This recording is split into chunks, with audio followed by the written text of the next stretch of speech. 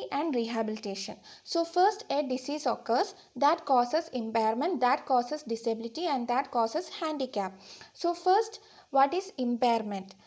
That is loss or abnormality of psychological, physiological, anatomical structure or function. For example, loss of food or loss of vision or mental retardation. And this impairment causes disability, that is unable to carry out the normal activities which is appropriate for the age and sex. For example, loss of food causes unable to walk, so that is the disability. Then this disability causes handicap, that is experience the disadvantages in life, that is if he is not able to walk, then lost the job, so unemployed, so that is the handicap. Then the intervention in disability can be either medical, social or environmental. Next, about the disability prevention. So prevention means primary prevention, secondary prevention and tertiary prevention. So primary prevention is decrease the occurrence of impairment. For example, immunization against the polio, or avoid accidents. So that is the primary prevention. Then secondary prevention, second one is secondary prevention, that is appropriate treatment if any impairment occurs. Then third is the tertiary prevention, that is preventing the transition of disability into handicap by rehabilitation and all.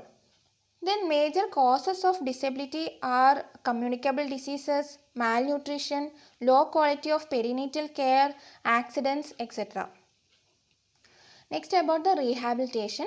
So there will be combined and coordinated use of medical, social, educational and vocational measures. And this is for training individual to highest possible level of functional ability. So that includes medical rehabilitation, social rehabilitation, educational rehabilitation, vocational rehabilitation.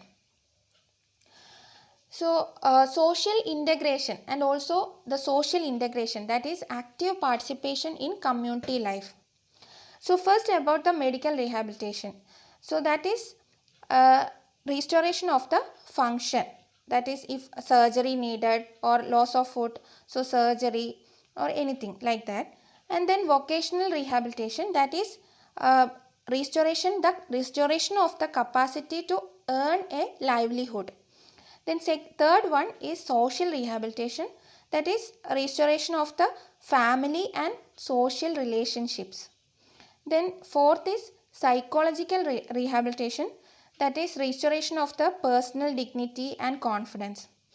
And there are so many departments in healthcare for rehabilitation, like physical medicine and rehabilitation, pain medicine, spinal cord injury medicine, sports medicine, brain medicine, audiology, psychology, physiotherapy, speech therapy, occupational therapy, etc. And for example, there are also reconstructive surgeries, for example in leprosy and all. Then schools for blind and disabled persons, etc.